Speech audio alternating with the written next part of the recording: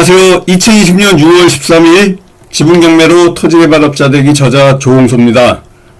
여기 보이시는 화면에 사례로 풀어보는 지분경매 해결의 두 기둥 소송과 협상에 관련된 책이 6월 20일 전후로 해가지고요.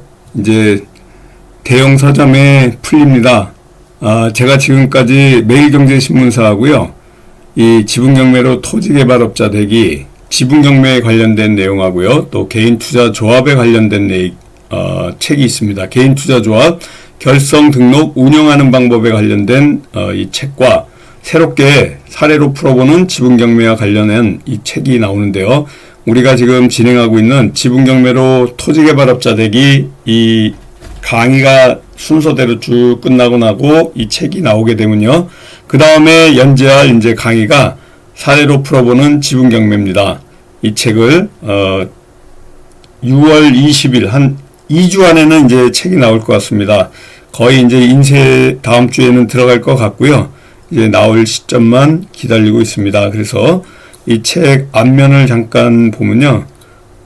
사례로 풀어보는 지분경매의 두 기둥에 관련돼서 이렇게 그 노란색 표지로 많은 분들이 이 부분을 좋다고 해주셨어요. 그래서 지분경매의 밴드에 올려놨더니 많은 분들이 이 표지가 좋다 해가지고 제가 매일경제신문사에 이 표지를 추천했더니 선택이 됐습니다. 그래서 부동산 경매의 이 틈새 시장, 지분경매의 해결 프로세스, 또 실전 사례, 우리 매주 수요일날 저녁마다 하는 오프라인에 실전반에서 진행했던 이러한 사례들의 일부들을 이 책에 올려놨으니까요. 여러분들이 관심 있게 보시고요. 6월 20일 전후로 책이 나온다는 소식을 전해드리면서 오늘 공부 시작하도록 하겠습니다. 오늘 교재는 86페이지 시작합니다. 가압류 가처분, 그동안의 보존 처분에 관련된 내용들 쭉 진행을 했는데요. 가처분을 지금 진행하고 있습니다. 물론 가압류도 진행했기 때문에 좀 부족한 부분에 대해서 더 설명을 좀 드려야 될 것 같습니다. 여기 보시면은 가압류 가처분을 신청한 채권자 입장에서는 채권자 여러분들이 이제 지분경매 낙찰받고 타 공유자와 협의가 되지 않으면 공유물 분할 소송을 하기 전에는 부동산 가처분, 또 처분금지 가처분이요. 그리고 부당이득금 반환 청구 소송을 제기하기 전에는 부동산 가압류를 신청하게 되는데 바로 신청하는 채권자가 여러분입니다. 그 채권자 입장에서 이 가압류 가처분을 신청하게 되면요. 담보를 해야 됩니다. 담보 제공을 해야 되는데 가압류 같은 경우에는 청구한 채권, 그러니까 부당이득금 반환 청구 채권이 바로 피보전 채권이 됩니다. 청구 채권이 되고 가압류는 금전에 관련해 가지고 보존 처분을 하는 거고요. 가처분의 경우는 목적물가액을 기준으로 해서 담보액을 기준하는데 이 가처분 목적물가액에 관련해서 좀 이따가 자세하게 좀 설명드리고요. 먼저 가압류의 담보 제공 명령을 받았을 때 담보 제공하는 방법이라든가 보증보험과 현금 공탁이 반반 나오는 경우도 있고요. 보증보험이 100% 나오는 경우, 아주 럭키한 경우입니다. 현금 공탁이 100% 나오는 경우는 거의 없습니다. 그렇지만은 사안에 따라서는 그럴 수도 있는 겁니다. 그래서 상대방한테 바로 부당이득금 반환 청구 소송을 제기할 때, 또 제기를 받았을 때 이렇게 금전적인 거라면 소제기 전에 바로 가압류는 금전에 관련된 내용을 바로 보존 처분으로서 신청하는 거다라는 것을 꼭 기억해 주시고요. 통상 본안 소송인 부당이득금 반환 청구 소송은 시일이 오래 걸리다 보니까 그렇다 그래서 엄청난 시일이 걸리진 않습니다. 이 지분경매에 관련된 부당이득금은요. 사안이 너무 간단하기 때문에 그 기간이 바로 오래 걸리진 않지만 바로 소송이 제기되는 기간 동안에 채무자인 타 공유자가 본인 소유 지분에 대해서 처분을 하게 된다 그러면은 여러분이 승소하더라도 다시 또 부당이득금을 회수할 가능성도 굉장히 희박하고요. 또 가압류 자체만으로도 부당이득금 반환 청구 소송을 본안 소송을 하지 않고 가압류 자체만으로도 상대방인 타공유자, 채무자에게 압박을 가할 수 있는 이런 사항이다 이렇게 보시면 됩니다. 물론 부동산이 아니더라도 상대방의 은행 같은 경우에 잔고가 있는 걸 확인할 수가 있고 또 이런 그 금전에 관련된 예를 들어서 채권 가압류인데요. 상대방의 전세보증금이라든가 월급이라든가 퇴직금이라든가 은행 잔고라든가 이런 곳에 바로 채권 가압류로서 가압류 결정한다 그러면 대부분이 현금 공탁이 나오게 됩니다. 그 현금 공탁 가능성이 굉장히 높고 여러분들은 이 지분 경매를 할 때는 채권 가압류를 하는 경우는 거의 없다고 생각하시면 됩니다. 만에 하나 혹시 있다 하면 이 보증금에 관련된 전세 보증금에 관련해 가지고 보증금 채권에 관련해서 채권 가압류하는 경우는 간혹 있는데 거의 대부분이 부동산 가압류를 하는 경우가 제일 많다 이렇게 보시면 됩니다. 부동산 가압류 경우에는요, 보증보험 가름하여 반보를 제공할 수 있다는 담보 제공 명령이 나오는데 그때는 이 보증보험으로 나오게 된다 그러면은 큰 비용을 들이지 않고 가압류를 할 수 있는 장점이 있습니다. 보증보험으로 담보 명령이 나온다 하더라도 이런 그 현금 공탁으로 담보를 제공해도 되는데 뭐 그럴 필요는 꼭 없습니다. 이 보증보험으로 나오게 되면요, 몇만 원이면은 됩니다. 굉장히 그 싸게, 물론 이 부동산의 지분의 크기에 따라서 달라질 수는 있지만 또 그렇기 때문에 부당이득금의 그 청구 채권에 따라 달라질 수는 있지만 몇만 원이 대부분이 보증보험으로 가름하는 경우가 굉장히 많다 이렇게 보시면 됩니다. 부동산 경우에 담보효력이 있다 그러면은 이 여러분들이 부당이득금이 몇 천만 원 나오는 경우보다는 몇 백만 원 나오는 경우가 굉장히 많거든요. 그런 그 부당이득금을 확보할 수 있는 타 공유자의 부동산을 가압류해가지고 바로 확보할 수 있는 가능성이 거의 100%다 이렇게 보시면 됩니다. 그래서 부동산 가압류 신청 자체가 바로 그 채권자의 주장, 여러분의 주장과 소명 자료로 재판부에서 판단하기 때문에 여러분 채권자의 예를 들어서 허위 가압류 등으로 인해서 채무자의 손해를 담보하기 위해서 이런 담보 제공 명령을 하는 겁니다. 그런데 우리가 하는 경우에는 부당이득금 반환 청구 소송 같은 경우에는 허위로 하는 경우가 거의 없다고 봐야 되니까요. 염려하지 마시고 그대로 담보 제공하는 경우가 많습니다. 그래서 이러한 담보 제공이 부동산은 대부분 보증보험으로 나온다 생각하시면 됩니다. 거의 뭐 보증보험으로 나오게 되고요. 가압류 채권의 이 부당이득금 채권의 그 손해를 입증하는 여부에 따라서 여러분이 소명이 부족하거나 또 판사님 생각에 재판부 결정에 보증보험으로 가름할 수 있다는 문구가 만약에 빠지게 되면 여러분이 신청할 때 보증보험으로 선공탁을 하지 않고 예를 들어서 그냥 실수를 하는 경우 그런 경우에 현금으로 나올 수 있으니까 꼭 현금으로 그 공탁이 나오지 않게 공탁보증보험증권으로 대신해서 제공할 수 있도록 해달라는 이러한 사유를 꼭 거기다 넣어가지고 선공탁을 하셔야 됩니다. 선공탁이라는 것은 가처분하고 달리 가압류, 부동산 가압류의 이 공탁은 부동산은 먼저 가압류 결정 나기 전에 여러분들이 보증보험증권으로 끊어서 제출한다 이렇게 보시면 됩니다. 또 현금 공탁이 만약에 나오게 되면요, 그런 경우는 거의 없지만은 가처분 같은 경우에는 현금 공탁이 나올 수도 있습니다. 이런 경우에는 청구 금액을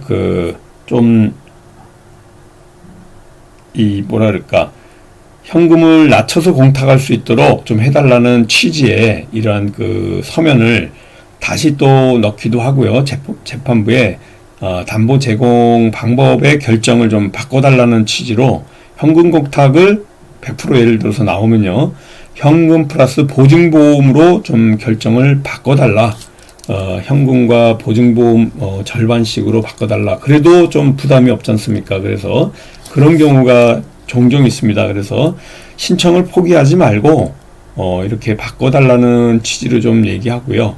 예를 들어서 그 관할을 좀 바꿔서 가압류 신청을 넣는 방법이 있습니다. 가압류 같은 경우에 예를 들어서 채권자의 주소 관할에다가 가압류 같은 경우에 넣을 수 있거든요.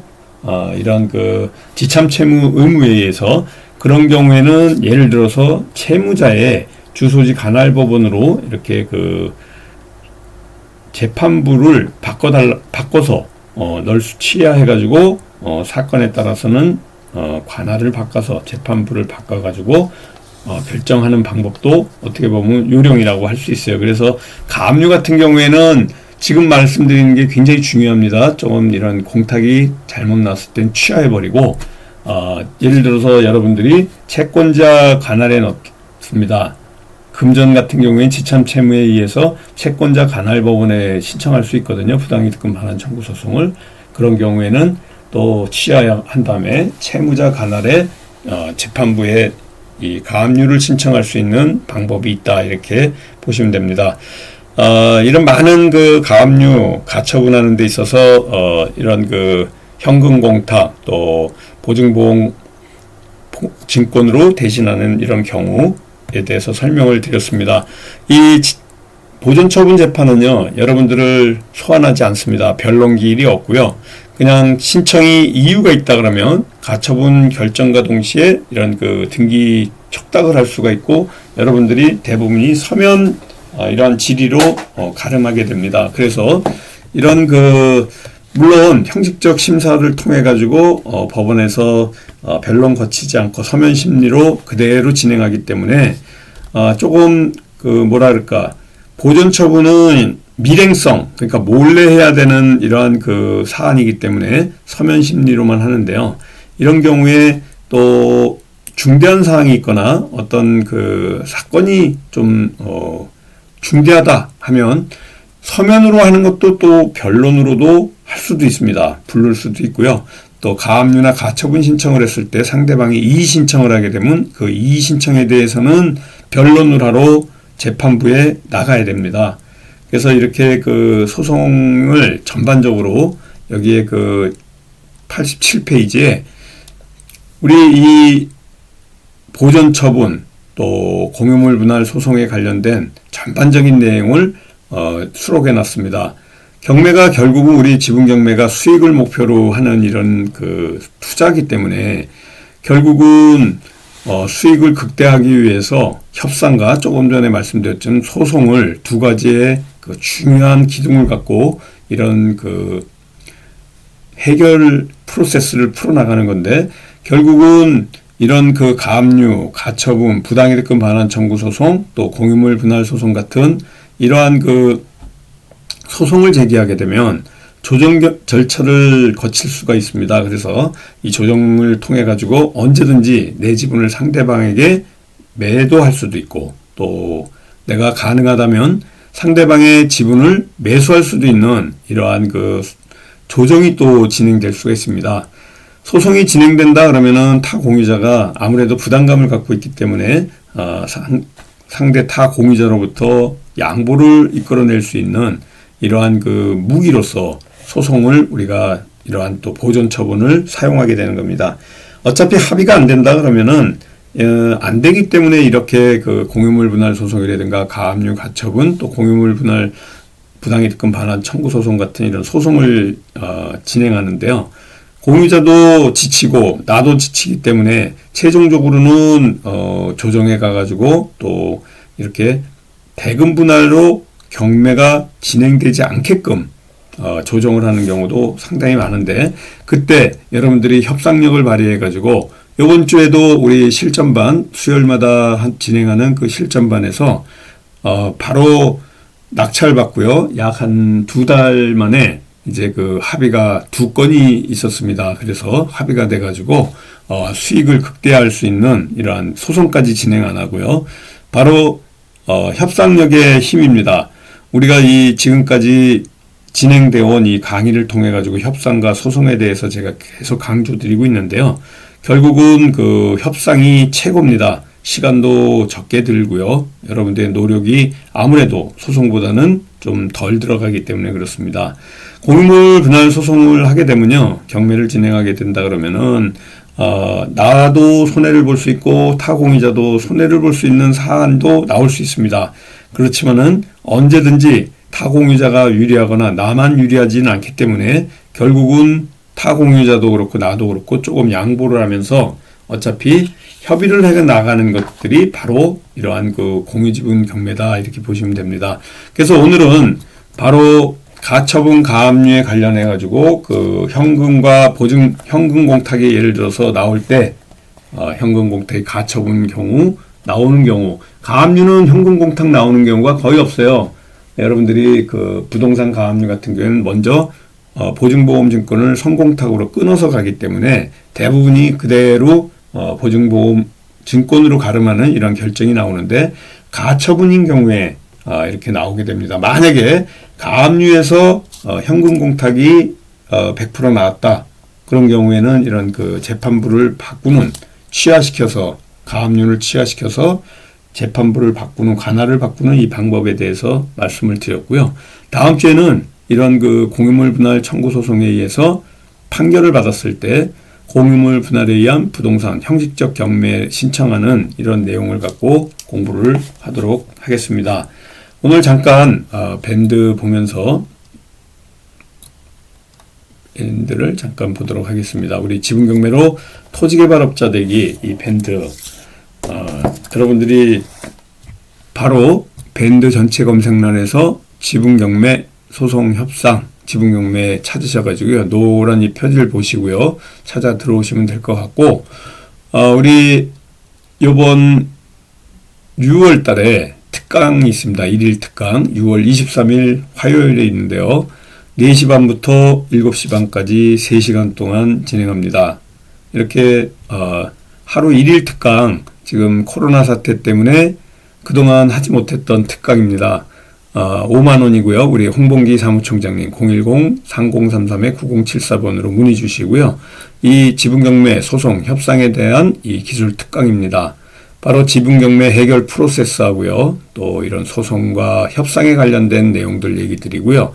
많은 지분경매에서의 사례들, 우리 실전반에서 하는 아주 깊은 공부들이 있습니다. 이 공부들을 1일 특강을 통해서 여러분들이 인사이트 받고 갈 수 있도록 아주 심도 있게 풀어나가는 거니까 1일 이 교육에 한번 참석하셔가지고요. 6월달 6월 23일 화요일 하루 있습니다. 교대역 13번 출구에 있는 이 강의실에서 있는데요, 우리 이 교육을 통해 가지고 바로 지분경매의 아주 업그레이드된 프로세스에 대해서 공부해 나갈 수가 있습니다.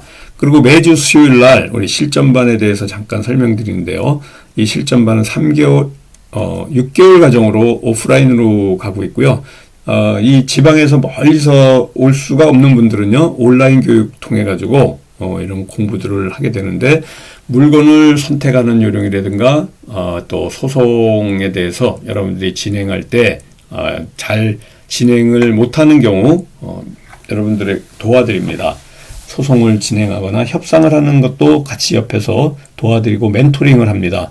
나 홀로 소송할 수 없는 이러한 것들 멘토링 해드리고요. 또 협상에 대해서도 많은 그 멘토링을 합니다. 여러분들이 예를 들어서 타공유자하고 협상을 할 때 그 내용들을 녹음해 가지고 가져와서요, 다 들어보고 같이 들어보고 그 다음 대처에 대해서, 그 다음 해결 프로세스에 대해서 또 제시도 해드리고요. 그런 걸 통해 가지고 같이 공부해 나가는데, 매주 수요일 날 7시부터 9시까지 2시간 동안 6개월로 있습니다. 수시로 등록하시면 됩니다.